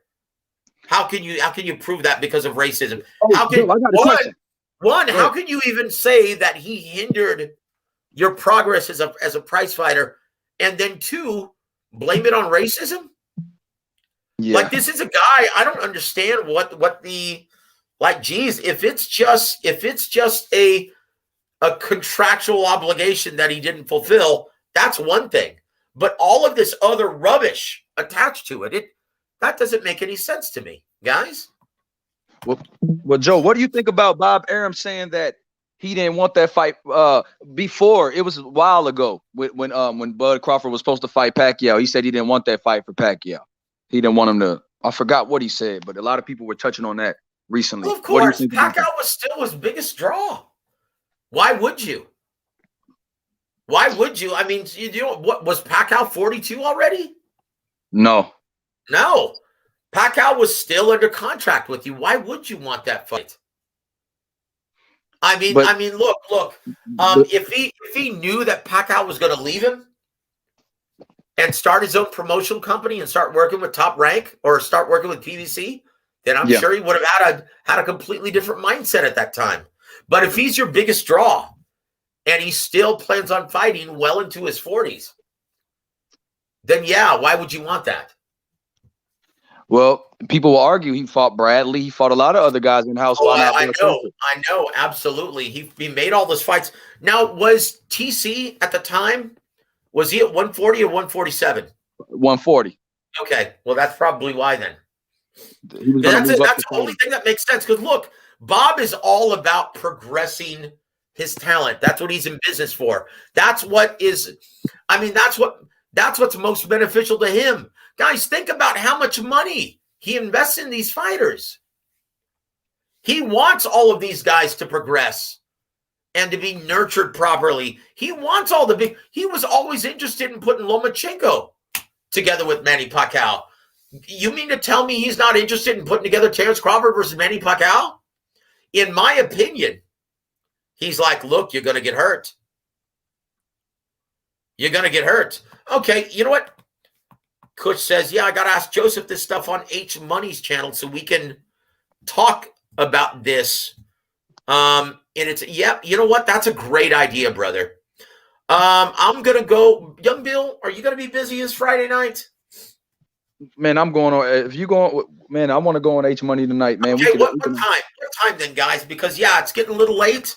And, you know, I still haven't covered everything that I wanted to cover on this. But, guys, look, we have time, right? We have time. This is going to be ongoing for a while, right? Right. Well, we're going to talk on this Sunday, and get James Gogie's thoughts. To the best of your knowledge. So, yeah, Kush, I'll be on tonight, brother. Hey. Look us up. What time do you think, Young Bill? About 7:30. No later than 7:30. H usually goes live around 6:30 Central Time, so we'll see tonight. What time do you want to be on? That early, or pick a specific time? You can adhere to it. Yeah, I could be on about 7:30, 8. 7:30 or 8. Okay, yeah. I'll be on at 7:30 then. If Young Bill says we're going to be on 7:30, I'll adhere to that. We'll be on at 7:30. Kush, if you could be so good as to be on the chat, we'll answer and talk about whatever questions you guys have. Guys, look up H Money's channel if you'd like to accompany me and ask as many questions as you guys can. And I'll stay on as long as you guys need me to, and I'll answer whatever you guys have. Young Bill, before we let everyone go, is there anything I didn't cover? Because I feel like I'm leaving something out. Well, my guy says, Heretic says, top-ranked matchmakers pleaded with Bob not to feed Crawford to Pac. They wanted Crawford undefeated and wanted to build him, so Bob relented.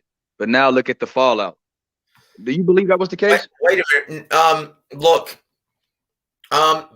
Bruce Trampler and Brad Goodman, they'll suggest to Bob and Todd what would make a great matchup, what would work, because they're virtually in charge of nurturing all of these fighters' careers. And they're the very best in the business. So if they said, look, man, this guy's going to annihilate Manny Pacquiao. I mean, do you still want do you want your top earner? And that's no guarantee that Terence Crawford is going to have that Floyd Mayweather effect. That's no guarantee that he's going to become a big star as a result of him beating the living shit out of Manny Pacquiao. You know what, guys? You know what's gonna solve this? Oh, IB. Hey. Joseph, have your sweet amber ready, brother. You know I will, my friend. It's Friday night. Hey, Joe, I'll be in Ronnie's gym. I'll be in Ronnie's gym next week, man. I can't wait to talk to Ronnie, and hopefully we have more developments. Okay, guys, also what we're going to start doing, we're going to start scheduling some of these shows on Young Bill's channel. Yes, sir. Okay? Just to help him try to expand his channel. I have the platform already. I just need to add his channel. Right? Young Billy Boxing. Yes, sir. Young Billy Boxing. So, guys, don't forget, if you haven't already subscribed, I'm reading some of the comments. If you haven't already subscribed to Young Billy Boxing's channel on YouTube, please go do it right now. Guys, we're going to start at least 1 or 2 shows a week. We're going to start having some of our shows on Young Bill's channel just to help him expand, okay? But yeah, Is there anything that I'm forgetting? I feel like I'm forgetting a lot for some reason. These guys are crazy, Joe. No, we were supposed to talk about. Look, no. Hey, Joe, we were supposed to talk about a lot. We supposed to talk about John Beck, Andre. Do you think that deal's going to happen? It was a couple other things. Yeah, I do. I do think that deal's going to happen. I do. Moxeo, Gary Russell, January 22nd. Oh, Gary Russell and Mark Monsayo. Yeah, that's a great fight too. And also, we didn't even touch on the big main event this Saturday night. Yep. Joe Smith Jr. The only mention of Joe Smith Jr. I made was, hey, how many Joe Smith Jr. does Bob Arum actually have on his roster? Hardly any, maybe a handful. The great majority of his fighters are either black or Hispanic or Eastern European or Asian. Right. Hey, yeah. We have somebody, man. What is our take on the light heavyweight division this year, Joe? 175. My man Rodney Evans been wanting that question answered. Shout out to you, Rodney. 175. It all depends on the sad. I'll answer this, Joe, for the first part. I'm getting tired. the sad part about 175, Rodney, is that it all hinges on a guy named Danny Jacobs who's fighting at 68 in this fight. Mm-hmm. If he beats John Ryder, then Joe Smith is fighting the winner of John Ryder, Danny Jacobs next, and we probably not going to get a unification with Joe Smith and Beterbiev. But if Ryder was to upset Danny Jacobs, we might actually get a unification this year between Joe Smith Jr. and Arthur Beterbiev. So so as a boxing fan, I wouldn't say I'm rooting against Danny Jacobs, but I'm rooting against Danny Jacobs because I want to see these light heavyweights unify in that division. So I kind of hope John Ryder beats Danny for that reason, so that can make more of a incentive to get Joe Smith in the ring with Arthur Beterbiev. I want to see a undisputed guy at 75, and I also want to see Bivol and Gilberto Ramirez, because Gilberto Ramirez has been talking a lot, and they're both aligned with the same platform with the zone, so it should be pretty easy to make. And I would love to see that fight. What do you think, Joe? And there it is. No, you said it perfectly. Honestly, it really pisses me off, though, that no one wants to fight Arthur Beterbiev, just as much as it's been pissing me off that no one wants to fight Terence Crawford. Mm-hmm.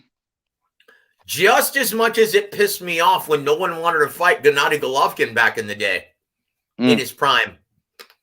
I'm sick of this, guys. I'm sick of this shit. And once again, the biggest problem why we're not seeing these fights come together, the primary reason. Hold on. Wait. No. What is this? Kush says, I'm about to read these 23 pages in this affidavit like a book right now. Y'all, I'm not going to cap. Y'all better study up. Okay, Kush, all I can say is this, my friend. Don't sing it. Bring it. Don't sing it. Bring it tonight, brother. I'm going to put my hard hat on, get ready to work. Oh, yeah, Joe. What about my man? What about Tony Yoka and Philip Hergovich? That's a great fight. I love that fight between two up-and-coming guys. That is a great fight. That's one. See, that's one that makes more sense than the two aforementioned matchups that they tried to put together and were ultimately turned down. Right. Absolutely. Oh, you know what? Rodney Evans has a great question, and I think we should end it on me answering this, because this is why you're getting a lot of people avoiding one another and not really having to fight them, right? Even though the real bosses of boxing create these mandates, create this demand, right? Yeah, let me get to that as soon as I answer this. But yeah, Hergovich versus Tony Yoka, perfect. Look, the real reason why those two matchups were ultimately declined by Al Haymon, Luis Ortiz, and then Joseph Parker, right? Yep. MTK Global. Absolutely. The real reason why those were turned down ultimately is because you have two guys who can get title shots on their own without the involvement of the IBF. Joseph Parker. See, Joseph Parker is a guy who's a former world champion WBO title holder Okay, and he's used to already making a lot more money than a guy like Filip Hrgovic. And then Luis Ortiz, he's already had 2 shots at a world title with the WBC, and he's already grown accustomed to making a lot more money as well. So why are you going to want to take on a guy who's a young stud and can put your lights out, and it's considered more risk than reward for much less money than you're already making? Once again, guys, anyone can throw out an offer to any of these fighters and their handlers, and if they turn it down, well, then does it mean they're automatically ducking? No. Guys, it's business. It has to make sense to everyone involved. Now, Rodney Evans asks, so why can't we get Joseph Parker versus Luis Ortiz next? Well, we'll see. I tell you what, that's a great fight. I don't mind seeing it. I mean, look, there's so many great matchups that you can mix and match and put together in the heavyweight division. Young Bill, what were you going to say, sir? Oh, I was going to say, we're not going to get Joseph Parker versus Luis Ortiz because we might get Andy Ruiz versus Ortiz on PBC. Oh, geez. Come on, Rodney. Think about that. I want to give a shout out to my brother, Truth Bomb. Yeah, thank you for always being a part of the show, and thank you for your support, Truth Bomb. Always means a lot to us, sir. So here, answering your question, what can boxing do to change so that the best can't avoid the best? Well, look, guys, the reason why we used to see so many great matchups on a regular basis back in the day, right, was because there were 2 big recognized platforms, right?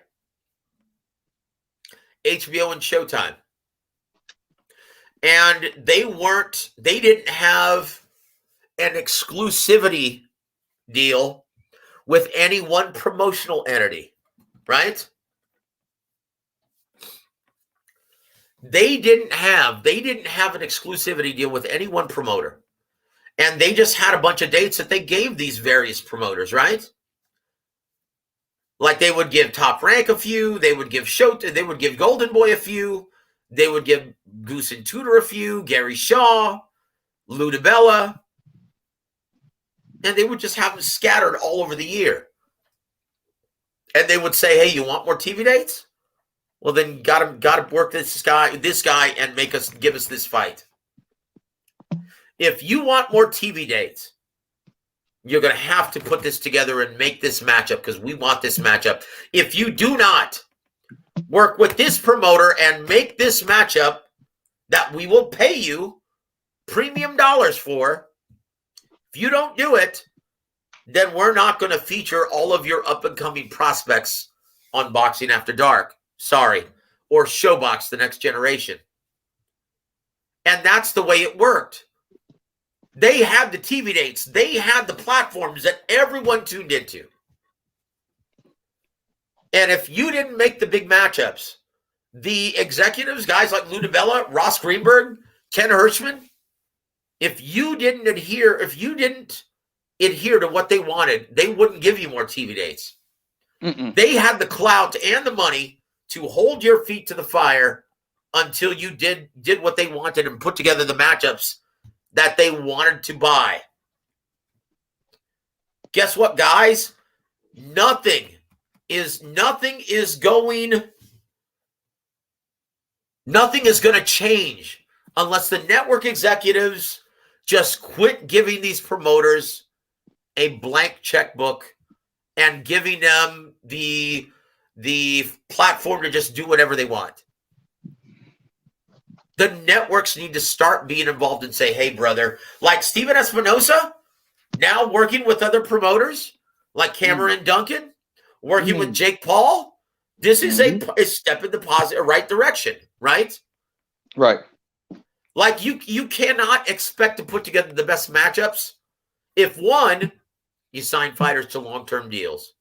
2, if you sign promoters to exclusivity contracts. If you have exclusive deals with promoters, don't expect to see them willing to work with other promoters to make the best fights. Very seldom does that happen then. What you end up getting then is like a farm system to just cultivate your prospects, and that's it. And you end up getting a tired old round robin of just a group of 4 fighters that just fight each other. Like we just saw in PBC over the last half decade in the welterweight division, right? Right. That's what you end up getting, but that's the key, guys.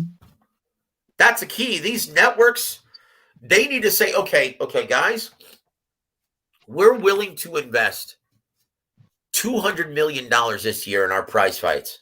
We're willing to spend money because we believe in the product, but not this product. You guys are going to have to get us matchups like Terence Crawford versus Errol Spence Jr., Tyson Fury versus Anthony Joshua, Ryan Garcia versus Devin Haney, Vasyl Lomachenko versus Gervonta Davis. Woo! You're gonna have to start getting us these fights. Gennady Golovkin versus Demetrius Andrade. Yes, Jamal Charlo versus Canelo Alvarez. Yes, sir. Okay, Dimitri Bivol versus Beterbiev. Yep, Artur Beterbiev. Yes, guys, come on. If you want us to spend that money, you guys are going to have to start working together and putting together these matchups, or else we are not interested, guys. Because I'm sorry, the way the sport is now, giving us this shit on Fox pay-per-view, giving us this rubbish, trying to convince us that these are great lights out fights on DAZN. I mean, come on, guys. I don't give a shit what kind of salesman the Geico Gecko is. But I'm sorry, these aren't great matchups. Hell no. Joe, come on now. Stop it. I mean, look what a big fight Daniel Jacobs is versus John Ryder. What a cracker that's going to be. Oh, man, what about Munguia versus Demetrius Ballard, Joe? No one asked for that shit. Stop the Demetrius Ballard shit, Joe. Oh, and then you look at Lawrence Okoli versus C-Slack. Boy, that's an amazing fight. Man, stop it. Jesse Vargas versus, what's my man name? Jesse Vargas, who he's fighting? Oh, Jesse Vargas versus Liam Smith. Boy, that's going to be oh, come on. No one's asking for that. Once again, these promoters trying to convince us that these are great matchups. And to their defense, they actually might play out to be good fights. Right. But if it's of no consequence to the landscape of the division, who cares? Fuck that shit, guys, it has to mean something. These matchups have to mean something. Bro, right? Ryan Garcia versus Mercito Hester. Come on, Joe. Rodriguez. Come on, Joe.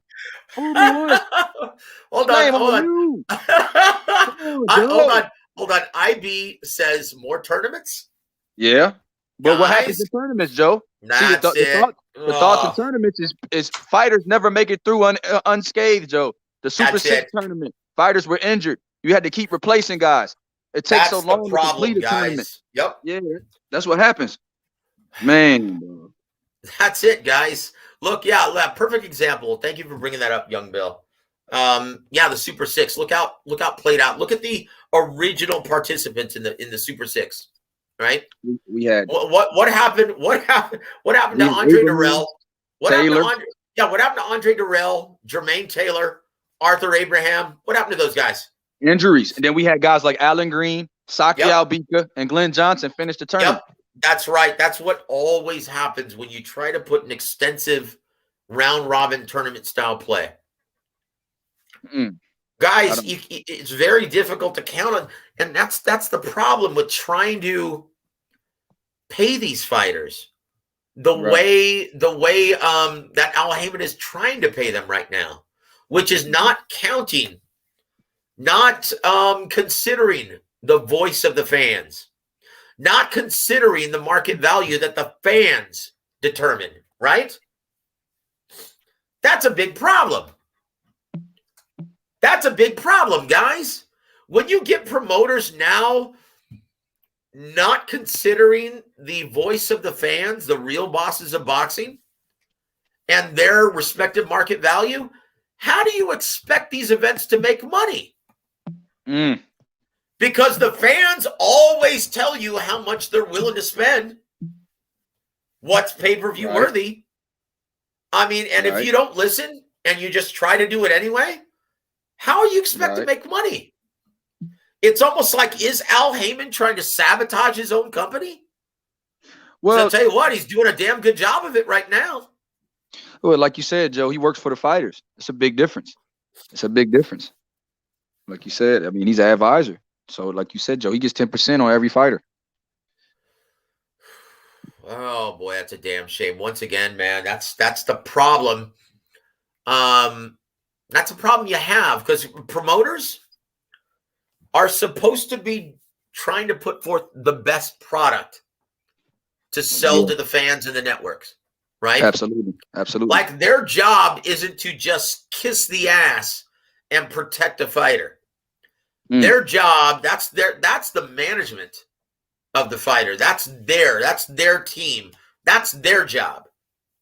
A promoter, they're supposed to put forth the best product for the fans, the real bosses of boxing, and to give as many opportunities to their talent, as many as possible, right?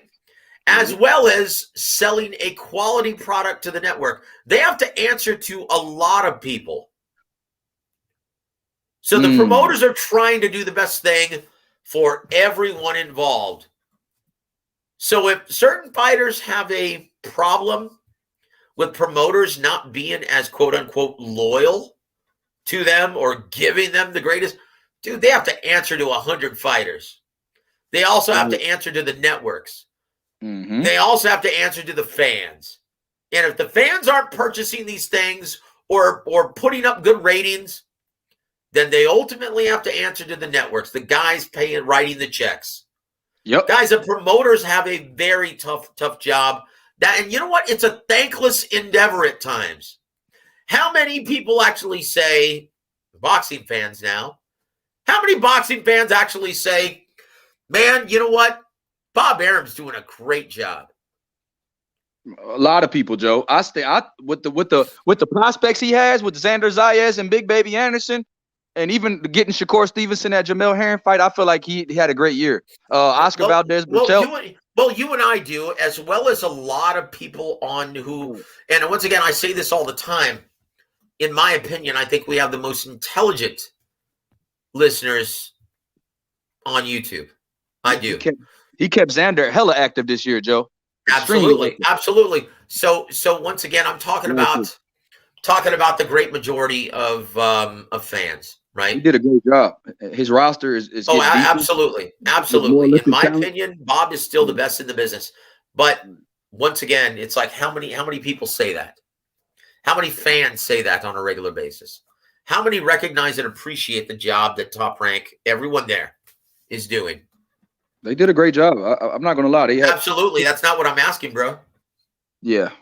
I know you're saying how many people give them their credit. Oh, whoa. Wait a minute. Mini Meal. Welcome to the show, brother. Where the hell have you been, man? I haven't seen you in a couple weeks, my friend. It's good to see you back on here, brother. God bless you and happy Friday.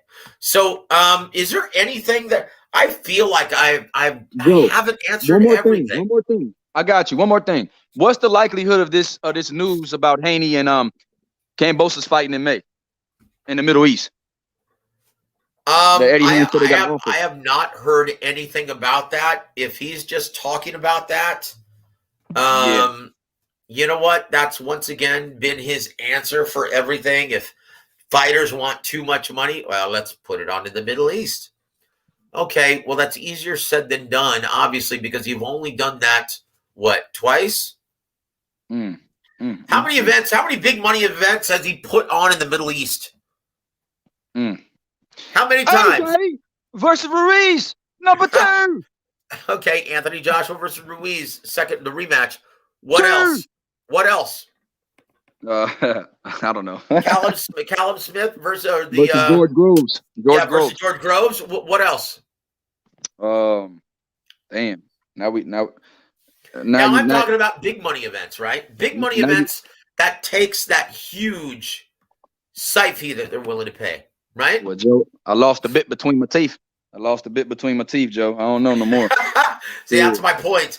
He says that and how often, now I'm going to ask you this, young Bill, how often does Eddie Hearn actually throw that solution or that possibility out there? Every major fight. Exactly. Guys, okay, start standing up the salesperson. Come on, this guy talks so much shit, and he's very good at it. Eddie Hearn is a great salesperson. He is. Right? Man, you know what? And he's very convincing. But you know what? At the end of the day, guys, look at the product. We're not stupid. Okay, if it's not a good product, don't purchase it. And make sure you let these guys know. And if they think you're just being haters and want to disregard everything that you're saying, well, guess what? They're going to suffer for it. No one's going to buy their shit. No one's going to subscribe to DAZN. Their subscription numbers aren't going to increase unless they start putting together and spending money on matchups that people want to see. And then if they start attaching pay-per-view on top of it, oh, hell no. It's like, guys, something has to change. Absolutely not, man. Something has to change. And guys, we'll talk all about that on the next show. Guys, we're already, an hour and 50 minutes in almost.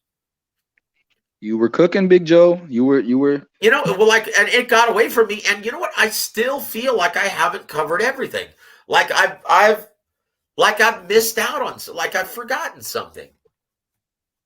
What have I forgotten? Have I forgotten? I know I've forgotten. So everything that I planned to talk about. Yeah, it was just. I got one for you, Joe. This is what does Floyd Mayweather, Guillermo Rigondeaux, and Terence Crawford all have in common? Oh, guys. Okay, well, first of all, just don't say that.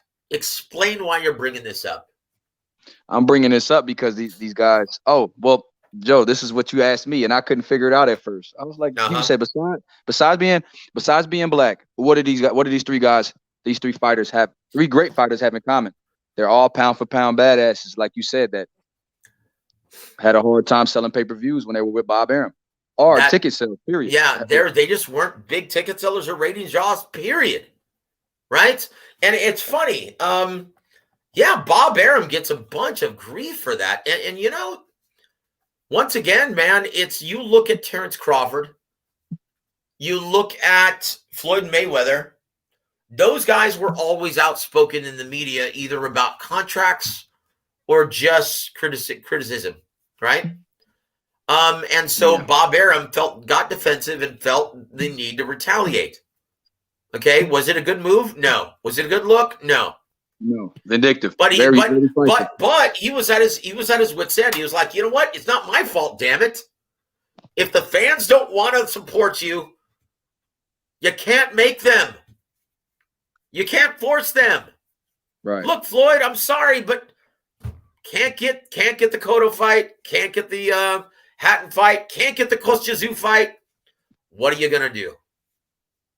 Yep. I mean, seriously, what are you gonna do? If no one wants to fight you because you're not a big ticket seller, what are you going to do? You're not a big ratings draw either, but you're one of the best pound for pound behind Roy Jones. You are the top pound for pound guy. Right. Just like Bud Crawford, just like, you know, when Rigondeaux put a master class on Donaire. That's it. Look, and Terence Crawford, the same situation. Couldn't get him the matchups. Now, Guillermo Rigondeaux, I will say this. That's a very unique situation. And I think we talked about it already earlier in the show, right?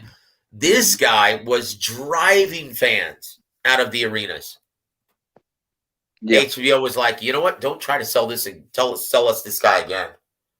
Sorry, we do not want this guy returning to HBO. So what do you do if you're Bob Arum and a network tells you that? The guys who are writing the checks, what do you do? That's tough. Exactly. Hey, so Tyson Fury update, Rodney Evans, is that the purse bid has been extended to January 18th between him and Dillian. That's this upcoming Tuesday. Right. Tuesday. That's this upcoming Tuesday, guys. And let me tell you. Oh gosh. Do you really think Eddie Hearn and DAZN, do you really think they're going to bid $30 million and pay all of that money to Tyson Fury when he's not on their roster. He's talking big shit, Joe. He said it's going to be a huge fight in the UK, so he'll bid big on the first bid. I'll have to see it to believe it. Because Matchroom in the business.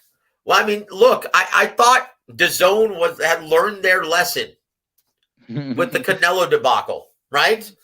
Letting Eddie Hearn spend a shit ton of money for a fighter who wasn't on their roster or had an exclusive deal with their network.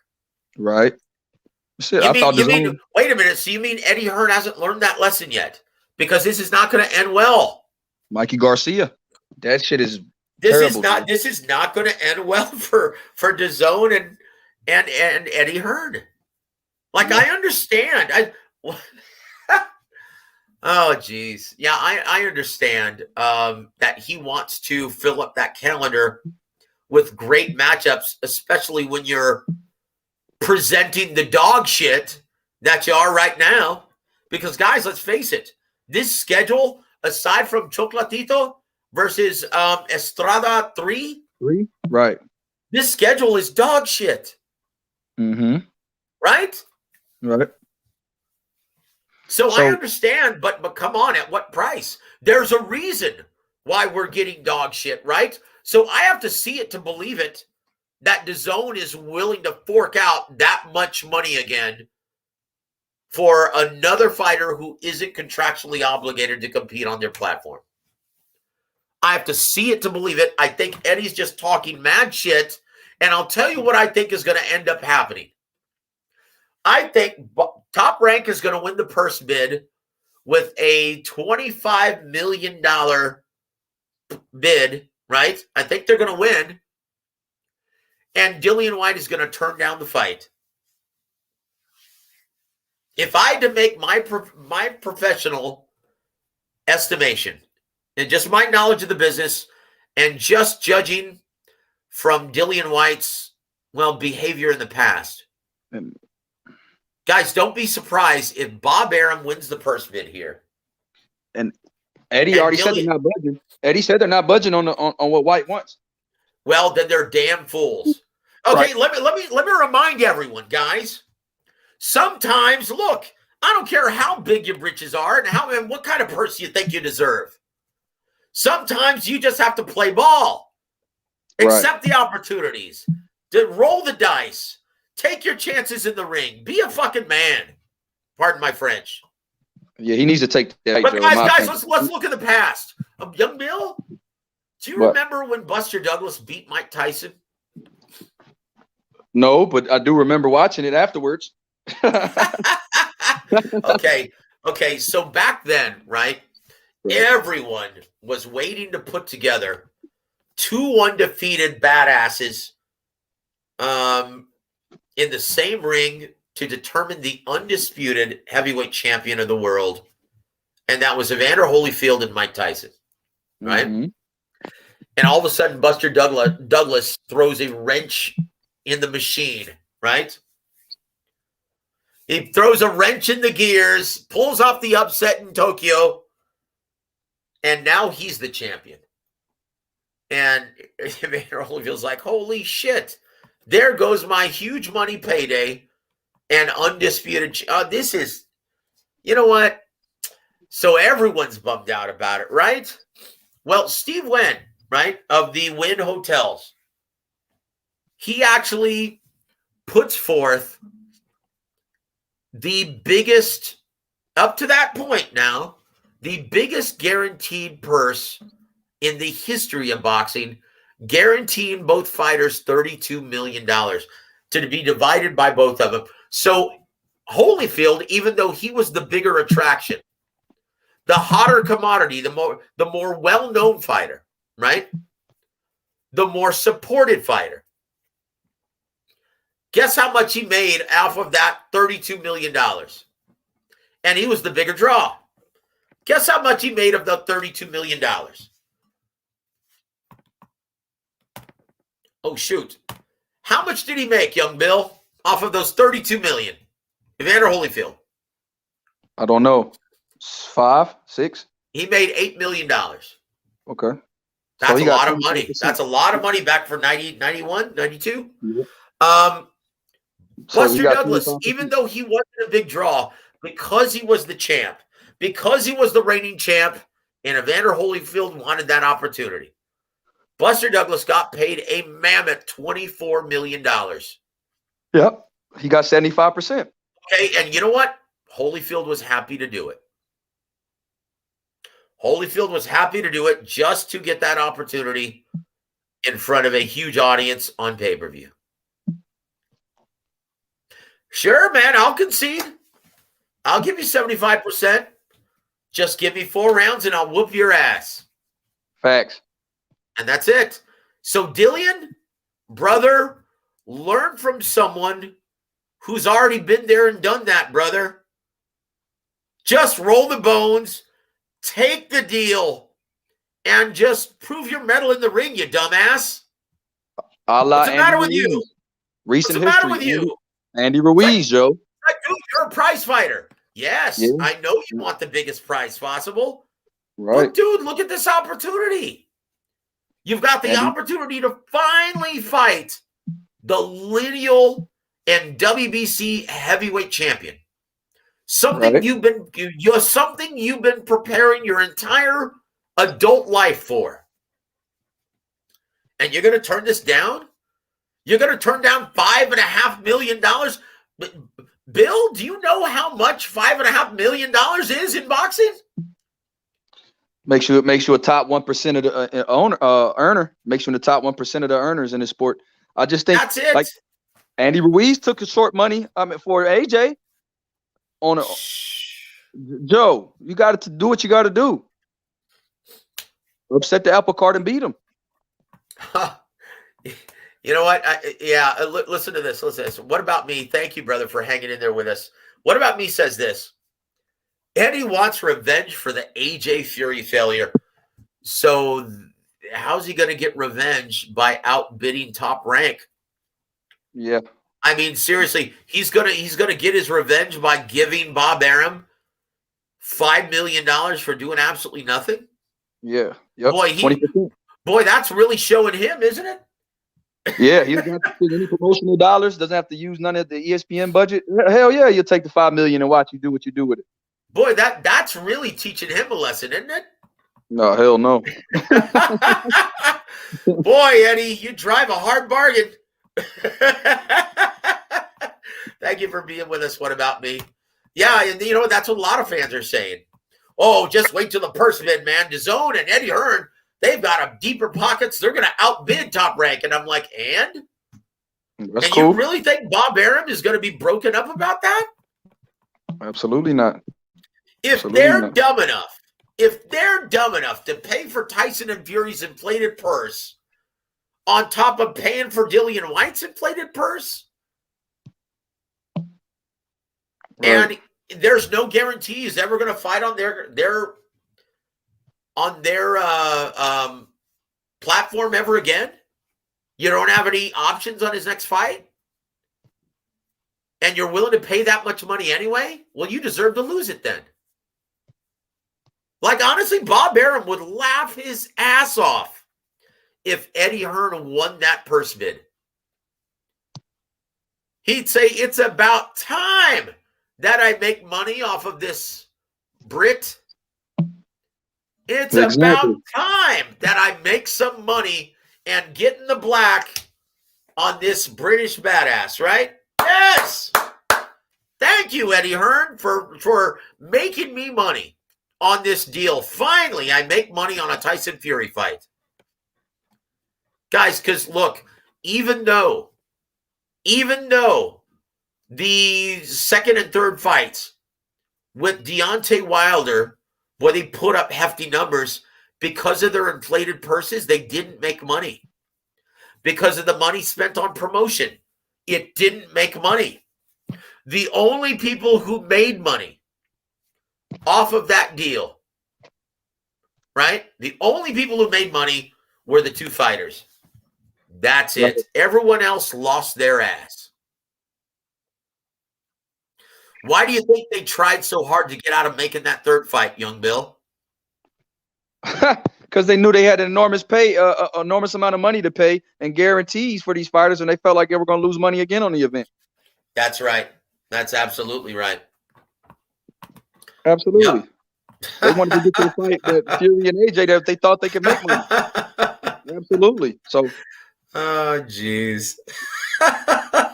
There you go. Well, I tell you what, 2 hours in, I think this is a perfect time to stop, right? But guys, want to thank all of you guys for joining us.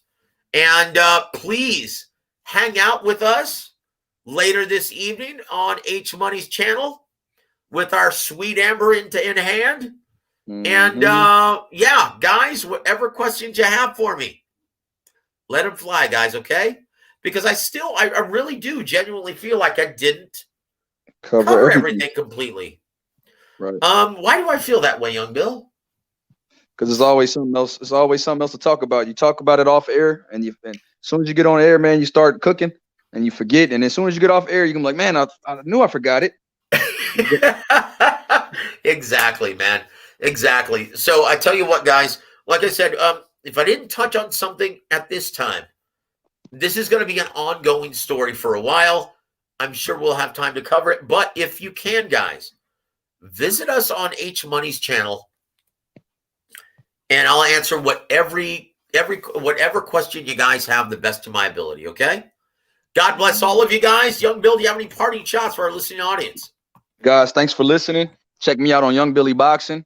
Young Billy Boxing just started my channel. Thanks, Joe, for plugging me. And you guys, I appreciate everybody always coming in. And thank God it's Friday, man. Happy Friday, and catch us later. And with WAWR Week Radio, the real bosses of boxing run the sport.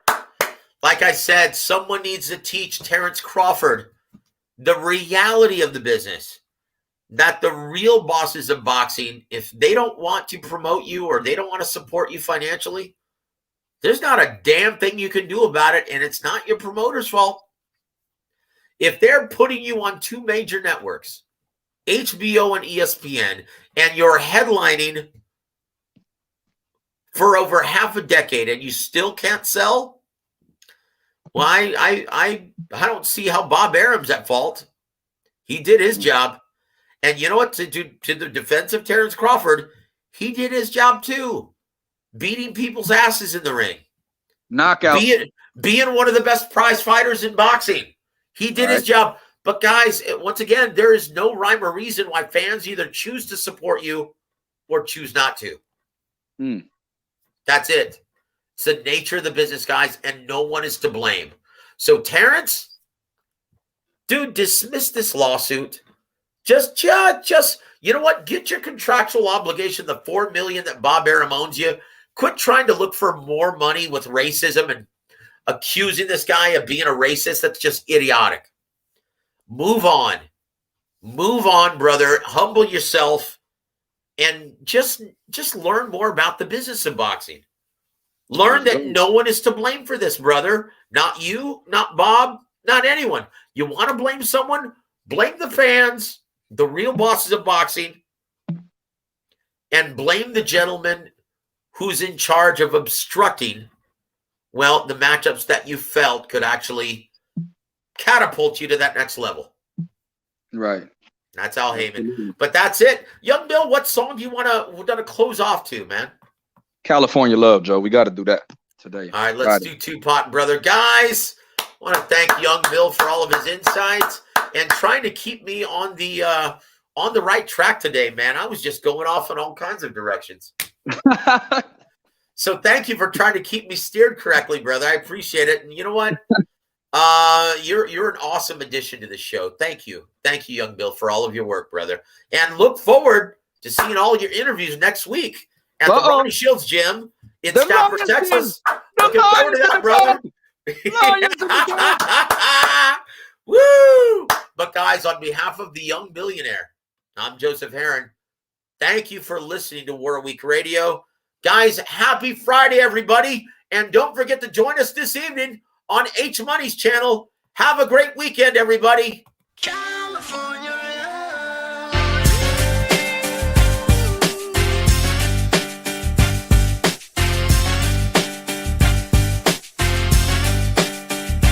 California.